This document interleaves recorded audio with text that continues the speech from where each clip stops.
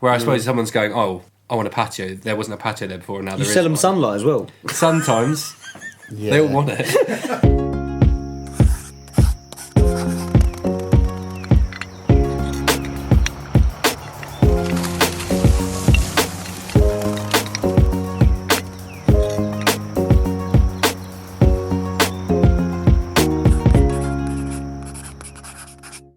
Welcome everybody to the Outside Crowd podcast, and as you may have realised, we've actually got a name for our podcast now, so it's taken a bit of time to think about, but I think that accurately reflects the team that we've got. So just to introduce everybody, we got Ryan from Royal Tunbridge Wells Landscapes, we got Jake from Fairdeck, and we got Billy from William Gordon Countryside Services. Tonight's podcast will be looking at what makes a good job, and so things we want to think about is things about, how do we make a job effective? What are the success formulas that we need to make it work?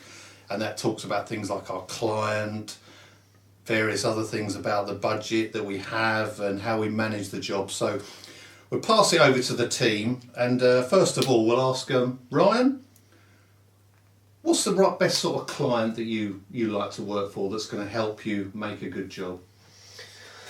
Well, I guess it's a client that has.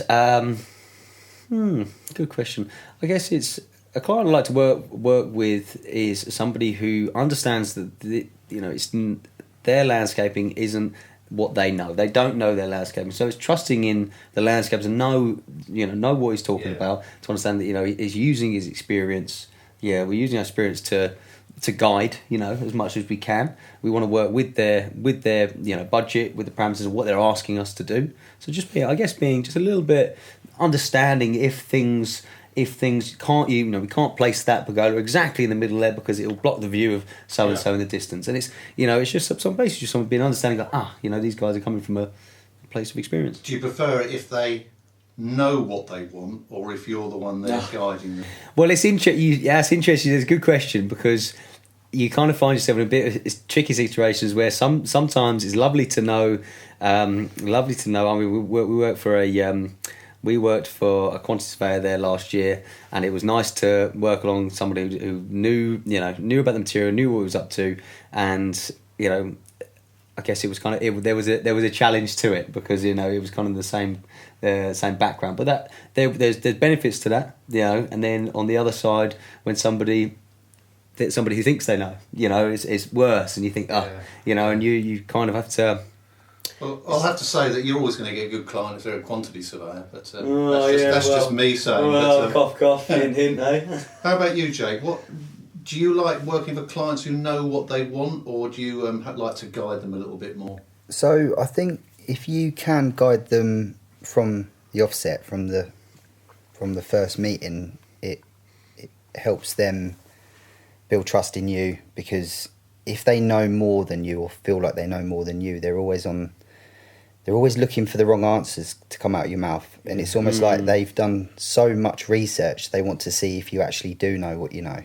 So you want somebody who's aware of the cost of the product. They've done the research on the colours they might like, a rough indication on costs for that particular product. But they're easygoing. I like it when they let you make decisions. We always will go through the client, but quite often they'll say, "What would you do here? What's your opinion?" And I like that, because we would then do it. Yeah. It makes it easier, doesn't it? It makes it easier. A lot of the time it's to make it look nice, because, for example, today, the boundary of the existing fence wasn't straight.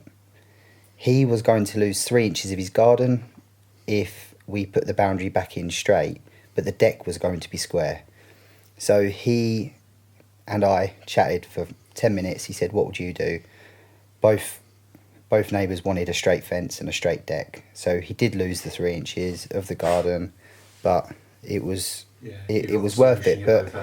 But you've got everyone on the same page, and easygoing clients that work with you instead of trying to find fault in things. Work with you, not against you. Yeah, that's what we always say as well. Is what it's nice to work with you on this project, rather than How do you find it, Bill? Because I imagine with the sort of jobs you do, your clients you're with them for a shorter period of time rather than for the longer period when the guys are doing decking and landscaping. Yeah. What's the question? How do you find the clients? How do you get on with them? Well, I think. Well, your original question was about what makes a good client. Yeah. I would say someone who cares enough to do the right thing, not just for Very good, yeah. aesthetic or practical reasons, i.e. You get a lot of people saying the tree's taking my light, and I mean, like, the entitlement in that statement itself is just ridiculous. Like, it was there for you. why is it your light? I don't know. Yeah. So does that mean though that they don't know the job as well as you do, and does that cause problems? What you have to know is that no one knows as much as I do about anything, really. And especially trees. I've never been wrong once. No, I think realistically, I mean, it takes. I've found, like, especially with tree work, it's taken me years and years and years to, like, know as much as I have now. Like, I'm constantly learning. And, I'll go and try and advise someone, and they'll be like, oh, I actually don't know that myself. I'll go back and research it myself. There's always more and more to learn. And I think unless you're doing it every day, you can't know as much as someone who's been doing it every day can. Mm-hmm. So if you can trust me and let me advise you in what I know, then that would make a perfect client for me. And it's just someone who has trust in what I'm saying. Like, fair enough asking me questions and using their knowledge to bounce off me. But if I can have a client, which a lot of them are, who trust me to do what I know, one, is going to give them the result that they want, but two, is also going to be the best for the tree that they're trying to look after. Yeah, because I imagine you get clients who want to cut back things a lot more than you would recommend. Yeah, and I have had dilemmas with that before in the past, and I've it kind of doesn't sit with my moral values sometimes. But then I think to myself, okay, well, maybe I can't save that tree, but I can advise them to do this, this, and this to their other trees.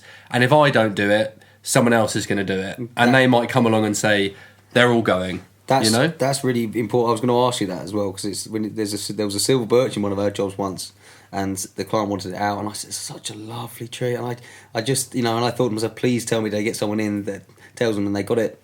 It was actually I recommended someone similar to yourself. Probably. Cheers, mate. Sounds like, yeah, it was a long time ago. Okay. But he turned up and said, God, that is a lovely tree. And he said, he landscaping terms, but he reduced it and thinned it out. Yeah. And like when you come around the corner, like it just danced in the spring breeze, and you're just like, now there's light in the garden and the tree's still there. And I was like, well, this is what everybody wanted. It's what the tree surgeon wants, as well as the client just wants. It doesn't, like you said, taking the light. Yeah. It's like not taking all of the light. It's also things like advising people to do things at the right time of year, and also to the scale that you do it. So, like, for example, someone might say, oh, we want this tree reduced for the summer, and okay, well, if I look at it, it's May. The leaves are literally budding, it's about to come into leaf, and you want a hard pollard on it. You can do that, but it will literally rinse it of every single energy source it has, and it'll probably carry on bleeding the whole time it's trying to come into leaf. And then you'll run out of energy and it'll just be screwed for the whole year and the following years after that. But for your client, you want someone who's going to be understanding, and you can tell them that. Yeah, you can tell them that, but sometimes they're not interested in hearing it.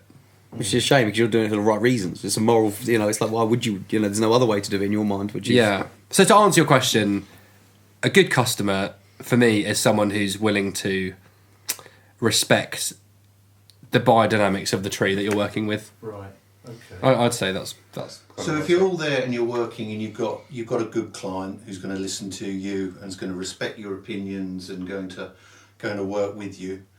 Yeah. You come to the job and you quoted.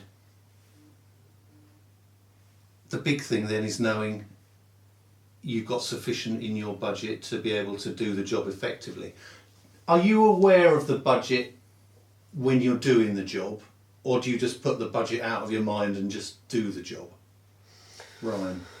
I guess it's interesting, because when you're on the ground, you're working it up. When you work it up, pen to paper on the laptop, and it gets sent over, and by the time you turn up to that project, the other project's all done. You turn up to that one, you kind of get the sheet out and go, right, what's happening with this one? You go and spray the project out. So yes, you do have you do have, you know, an understanding of what their budget is and if anything's going to kind of tip it over that. But it's very hard to. It's easily done to let things. If you're not on top of them, the next day things disappear a little bit. It's doing that little bit extra that's not in the quotation. Whether it, you know, the one day there's heaps and heaps of pots on the ground and it's, you know, the client hasn't cleaned up, or whichever it is, you know. How would you deal with things like that? If there's something that you haven't priced for and the client's left to say a load of mess that you've got to deal with, would you try and just do that within your budget as part of your service? Or? That's the thing, and as I got old, as I get getting older and more and more experienced, you know, I look back and think, you know, there's times where I would feel to not bother the client, think, no, I'll do that, and you know, I think back now, I think, do you know what, some of them people might be taking the mick a little bit, you know, because it isn't in our budget, and you know, trying to run a business that, you know, things sometimes are tight, and it's these little things that nibble away. It's like the old, hard. Can you just? Yeah, that's it. We spoke about this before. Yeah, that's it. Can you just? And I think, like, you know, I mean, even if I said in the last 4 weeks, I feel myself, if there's anything happening on site that's different, the communication is there. It's, you know, to the client straight away, this is not within our budget. You know, I hear that you'd like to do this. You know, what's your understanding of what was going to be here? Because, you know, we communicated it clearly at the first. We've shown you on the first day we started digging out. You know, when things change, suddenly the MOT's going in, we've got pathways turning up, and then suddenly, oh, actually, you know, they can't see things like, you know, the people doing it. So it is interesting, but we're always thinking about the budget. But yeah, you're right. It does sometimes you get to the thing and think, oh, actually. Yeah, no, I understand. How do you find it, Jake? Do you try and build from the budget, or do you just, you know, forget that and think, well, I know what I've got to do, let's just start building it and get on with it? Well, a lot of the time with decking, there's a lot less unforeseen issues like you would get because we're building above ground. So even on the site visit, we can pop a couple of boards up, have a look, or in some cases there's nothing there at all. So from being a landscaper previously to decking, there's a lot less risks because you can see a lot of it. So you do sort of know the materials you've allocated for, and what the time and stuff usually is pretty accurate. It's just the old, when you're here, can you do this? Can you just build me a bin shelter with the leftover decking? And, and I don't mind all of this stuff, but sometimes it can actually be awkward. I don't want to have to ask for more money. I don't want to. I just want to do what I've quoted to do and go to the next job. And the bugbear for us is lighting, because we mention it from the offset that if you need lighting, you need conduit, you need to do this before, and so it can be done whilst we're building the deck. And halfway through, most decks, they say, oh, actually, we could have some lights. And then waiting for a sparky isn't always, it's not always that instant. Yeah, so, get hold of. Yeah, and then you've got another quote to wait for, you've got delays, you've got holes to cut in your deck, you've got things you might not have allowed for, overhangs and things like that. So it's just trying to be as transparent from the very, very, very start what is included, and even to the millimetre. Like if you could measure this deck, I provide a CAD with all of ours now. It doesn't take me long, but on that it's got the measurements of the deck, the height, the amount of steps, everything, and you can't be any more transparent than that because you've got something to refer back to. And they've agreed this, they've okayed this, but it's always awkward. We always find it awkward, but we do like to keep on top of the budget, and quite often we are within what we've allowed for. What about you, Bill? I suppose I don't know if it really relates to me, does it? Well, I suppose you do quote, don't you, and that. But then again, I suppose they're smaller values, aren't they? But the thing, like cutting the hedge. Sorry to interrupt. It'd be like cutting the hedge. You know, can you do that extra hedge as well? You haven't quoted for. Oh yeah, or I suppose like sometimes it'll be like, oh, there's a big pile of stuff there. Can you just chip that? Or like you'll be, you know, you've quoted for a job in the knowledge that, for example, there'll be like a telephone wire that they said they'll get down when you do it. Or there's a load of detritus underneath their tree all of a sudden, like bins and pots, and you've got to spend ages moving it, or dog poo all over their garden that you have to pick up at the start. I mean, do they know what's involved in the work? Say, for example, if you're doing, cutting hedges and things like that, where people know that you've, I normally falling down. will have a look, and then I'll explain. Like, oh, we're going to need this, we're going to need that, we're going to need those cars moved or whatever. Yeah. Well, I like it's different because there's not, I'm not working materials. There is always unforeseen circumstances. But I guess I'm thinking about something happened to me today. We've got a inspection chamber that's in the lawn, and I mentioned to the client that putting a recessed inspection chamber there and putting the grass throughout would be what I would suggest to do in the beginning. And we spoke about the budget after, and I removed it from the first quotation after we reached our budget, because it's something that the client was right in the corner. We can put a pot onto it, we can live with it because we wanted to get our budget down. And he asked me today about it and said, looking at it, is there any chance we could? And I said, yeah, okay, but would you understand how much that costs? And he, what I understood after is he thought it was going to be a lift in the original inspection chamber and put the other one in, just like that, swap it over.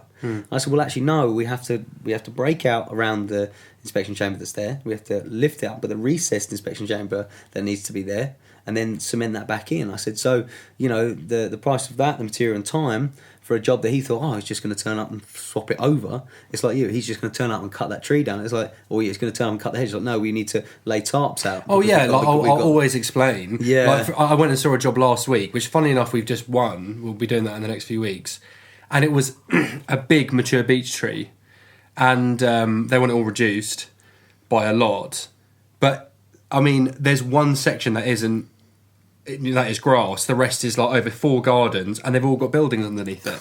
So I was like, I think he was expecting, it to be in the hundreds of pounds, and it wasn't. It was in the thousands of pounds. And I explained to him why when I was there, because I could see he was, you just down there do that. And I was like, well, actually, we're going to have to rig and lower everything. It's going to have to be redirected into the place that, there is actually a drop zone. I need to have people in every single garden. There has to be, the drag. I've got to go through a million different alleyways, and all of that is time. And then also it's lugging so much wood out of, the building and stuff. And if I hadn't explained that to him, he probably thought I'd be taking the mick. Yeah, that's where you want to have a good client, isn't it? Because the perception you get as a customer is always, it's the blooming builders and it's the contractors trying to find more money. But in a lot of cases, it's not like that at all, because I remember working on like disruption claims when it was a quantity surveyor, and it's amazing how much money you lose with the just do this and adding additional labour. And it's very rare that even if you charge someone for an extra, you get all the money back that it's actually cost you to do. Because it's amazing how much, if you think about your company overheads, for every day that you have to go back or you're extended on that job, you need to really recover that additional item. And if you put all that cost onto your variation or your change, the price would be a lot more. And this is where it sort of frustrates me, because clients don't understand. But if you've got a good client, and when you can talk to and explain what goes on and what the effects are, then you've got more chance of actually recovering what you really are due. Yeah, and it's not like any extras that I've ever done on a project, because I know you said there, Jake, that you want to go to a project, do what's quoted, and it's like because we have a schedule of work, and then that's all it is. It's not you've got another one booked in after. Well, that's it, and it's not because it's not that you wouldn't want to do all of their garden completely. Not that, it's just I haven't the time frame, and it kind of adds on to it. The tricky thing is when clients see you doing your job, because you are good at it, you make it look easy, and to the client they're thinking, well, he's laid 20 square metres of paving today, what's changing the manhole? And the trouble is, because you're good at your job, you're quick at your job, and a lot of people don't appreciate, they think, I don't know, it's hard, they don't like it that it's taking a quick amount of time to do the job. But they have to understand to a certain extent it's because you're skilled at that is quick. And it also depends on the type of areas that you're doing. So I remember working like in airport jobs, and we're looking at why it had taken so much longer. And we found a lot of the subcontractors, they had big runs of tiling to do through some of like the atrium areas, but they do all the nice big areas in one go. They haven't done all the cuts and all the small areas and all the tricky bits, so it's easy to make good progress on the big expansive areas. Yep. But if you've then got the little complicated bits to do, that takes an awful lot of time. Do you guys tell them how long it's going to take? I give them a rough kind of How accurate do you go with it? Not very, because because the thing is, Jake said there earlier, I dig into the ground. Yeah. So I explained on the first, you can't. You can we estimate it to be roughly around this time, depending on ground conditions and access, all of that kind of stuff, because it does, one day someone breaks down us to the job, bang, it doesn't. But then again, though, it's like, I know from what you've done, Ryan, it's like you've still got, even though you don't say a specific period of time, your budget, and I imagine it's the same for all of you, your budget's set for a certain amount of time. Yeah. So you are limited by that. And if it does take longer, you're taking the risk with the time that it takes. It's a slight gamble, but the problem with Bill is because it's not solely labour, but I can imagine your labour outweighs your expenses. It's the main cost, yeah. Yeah, and it's trickier if you were to say, right, this is £1,000 plus VAT. The guys are going to be there for an hour and a half. Yeah. That, to the client, it doesn't add up, but to you it does, and it makes sense, and there's a reason why you got to that cost. So it's a lot harder if you were to put a time scale on a job that we should be done by Monday morning, and you think they're probably thinking, what the hell? Yeah. But with us, they've almost got a product that they're paying for. Yeah. So some of them, they want it done as quick as possible because they want to get on it and party and hot tub or whatever. But you always find it's harder for people to understand when they're paying, like when they're having their lawn mowed. It's just the same. It's just an outlay for them. Yeah. And they don't sit back and go, oh wow, like, because within another week it's again. But with us, they're almost paying for a product. So I guess it's a lot harder for you to try and.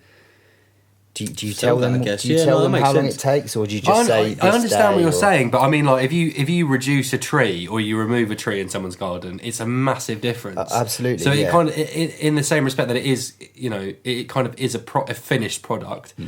But yeah, you're not selling a thing. Where I suppose someone's going, oh, I want a patio. There wasn't a patio there before, and now there is. You sell them one. sunlight as well. Sometimes. Yeah. They all want it, but I don't normally. No, I mean, I'll just say we'll be on this date here, and sometimes I say, "Oh, when do you think it'll be finished?" Well, I think it was what you were saying there, Jake, about they don't understand how long things take. I was on a project there on. Goodness, only three weeks ago, and I was laying patio, and we started laying. So all the lads have turned up, and it's raring to go. Mixers on, nice day, lovely job. We've done all this slugging, we've done all the work to now get to do the lovely thing we want to do, which is put it in. Yeah. Well, we've got all the problems and dealt with all the things that we didn't see under the ground, and now we're there. So we started laying, and the client came out and said, I can't believe you guys have laid this much together, because I've got, we're all going, yeah, let's go. And we're laying away, and the client came out and said, oh, God, you'll be done by it. And I just went, whoa. Because exactly what you said there, JB. I said, it will slow down. What do you mean? I said, because it will slow down, because we can only lay so much to full slabs, and then suddenly it's finished. It's detail. Cuts aren't just the bits, that go on the side. They are the patio. Yeah. The cuts are the patio. The corners and the patio and the slabs. It's only your cuts are only your patio is only as good as your cuts. Yeah. And that's where the detail is, and you've got to do those well. If they don't, and you've got more chance of breakages. You've got problems with it's a complicated bit of work. And I imagine if you're working with decking that's expensive, you've got to make sure that those cuts are spot on. Yeah, the track saw cuts are always nerve-wracking, but yeah, that's another subject. So we're moving on, through the time on this podcast. We're probably not going to get through all the bits that we wanted to, but just one thing I was keen on is like, how do you actually manage the job to make it go well? What are the key principles that you want to do to make it go well? So we start at the other end with Bill. How do you get your job or your day, or however long the job takes, how do you make it run as smoothly as possible? I think now it's set up quite nicely because, everyone kind of has their own job within what you're doing. So when we show up to we get to the yard, everyone's, knows what the day is. They're going, all the tools are getting in the truck. Everyone's prepped and sort of knows what's going on with the day. And then we get to the job. Me or someone else will be chatting to the client if I'm not there, having the walk around, just making sure everything's agreed upon. Mm-hmm. And then while that's going on, someone's filling up the saws, someone's taking the ladder off the roof. And then with all of that, you're then walking the lads around and then everyone knows what's going on. And then, you're ready to start work at, 20 past, 8:30. And then it's... Does it help that when you've gone and scoped out the job originally with your quote to give you a feel for what you've actually got to do, where the logistics are? Yeah, because it all comes down into the pricing. When I go and see a job, I'm thinking, how long is that going to take?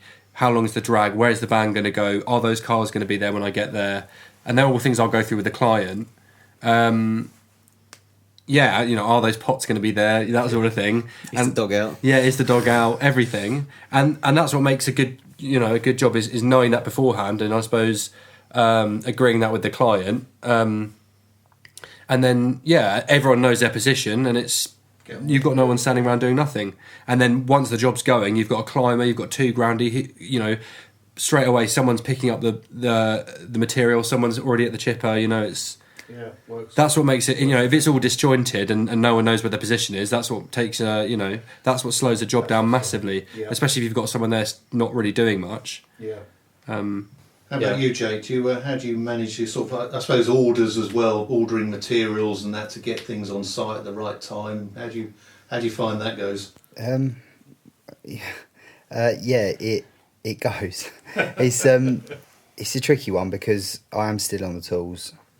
I want to still be on the tools, but the places that we order stuff from are quite often shut by 4:35, and you're still on the tools at 4:35, and things do get missed. I'm honest, they do get missed, and you think, I should have ordered a portaloo yesterday. That timber should have been on site tomorrow, and I've still not ordered it.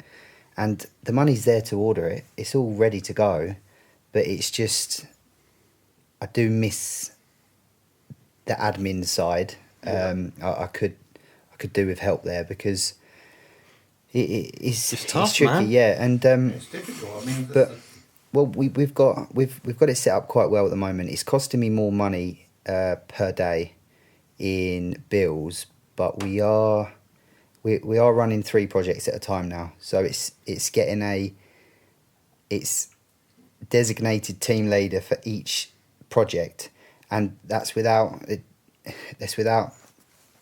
making people feel less important. We don't say you're in charge, you're telling him what to do, but it's quite. I'll tell them directly, look, can you just take control?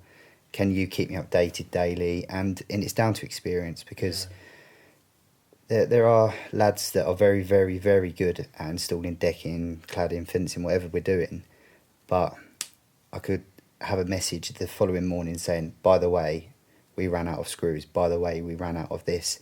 And I think experience, which costs you more money, means that 2 days before running out is there, and that you do make up for it. So I do think the way you keep projects going is delegating things to the right people, and it will cost you more money. I don't think your problems there is like it's a microcosm of you seeing some of the big contractors and what happens to them. It's they have exactly the same problems. It's like it's logistics, it's getting the organisation, it's getting the procedures in place, so when things need to be ordered and get ready. And it's just quite interesting hearing how the problems of smaller businesses are just the same as what bigger companies have, just on a slightly smaller scale. How do you find it, Ryan? Well, to run an efficient job, I guess it has been interesting. It's actually something that has been on my mind recently because I've come from a place where I've been working for other landscapers before I started this in 2009. I worked for other landscapers and I've been working for other people for a long time. So being given the task of this is your project, running that as efficient as possible is what I love doing, and that's what I strive to do.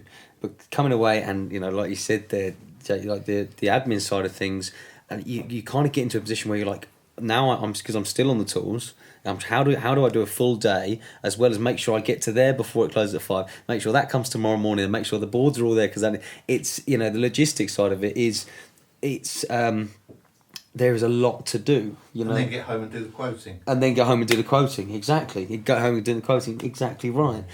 Should get someone in the office to do that. But the thing is the systems. The systems I put in place, you were saying about the box of screws. The guys on site, and yes, they're say the labourer on site who's knocking up muck and bringing it to the guys. I try and I like what you said as well, Jake, about the nobody's in charge. I try my best to be like, look, this is a team. We're all a team. We're all in this together. But it doesn't matter who's on whose job. This is all a team. So we all do think about each other like that. Like, do you remember you told me yesterday you did this? Oh, good man. Like we work together on that. But things like if there's a guy outside mixing up and we get to 10 bags of cement, after he uses the 10th one, he will straight away go 1, 2, 3, and then come to me and go 10. So then I know. So it means that he passes the buck back to me because I like you. I mean, how annoying, and frustrating. The only thing because it is a minuscule thing. Like you were saying, big companies struggle this all the time, but a small company, I put it instead of trying to explain to the guy who's turning up, mixing, doing a lovely job, wants to learn, and still explaining, how much of a knock-on effect that has. Instead of explaining to him who, I know how much a knock-on it is, but turning around to him and saying, 10 bags. Why do I do that? It's because it's not your problem anymore. Once you do that and say, I need 10 bags of dust now. We need more. That doesn't even. We need more for tomorrow. There's 10 bags of dust left. I can go. Do we need more? He doesn't know. He won't know if the client's coming to call and said, do you mind if we do another extra? And I've got another. So just as when we get to 10 bags, he'll tell me, and it means it passes the buck back to the person who's in control of that. Who will end up having to pay for it, whether that's someone going to get it or whether, so it's passed it back. So a job will run efficiently when everybody's on board, everybody knows their position, and, you work efficiently that way, Everyone knows their role, basically, doesn't they? Yeah. You can get on with, and there is that sort of passing it up to someone who has to go and then do that admin side of things and all the stuff. So, I've a lot of, I say sympathy, but I use full understanding, especially for the implications of disruption on projects, especially for smaller companies, because I think it has a much bigger effect. If you've got big construction companies, they're doing lots of projects, and the effects of disruption, it does affect them, but they've got other ways out of it. But if you're doing one job at a time, or even 2 or 3, if you get one job a job that's been disrupted and delayed, that has a big financial effect on you, and there's no benefit on you guys, trying to make things, drag them out or make it longer. You really want to get in, get out, do the job, move on to the next one. But we're coming towards the end of our time on this one, so we're probably going to call it an end there. But we'll probably continue this discussion in the next podcast, because I think there's a lot of good areas we can talk, especially about how we can be, efficient on jobs, and then also how we deal with changes and various other things that come up on the project. So thank you again to Ryan. See you guys. See you next time. Chat to you then. Jake. See you soon. Billy. Cheers, guys. Great stuff. See you all next time on the Outside Crowd podcast.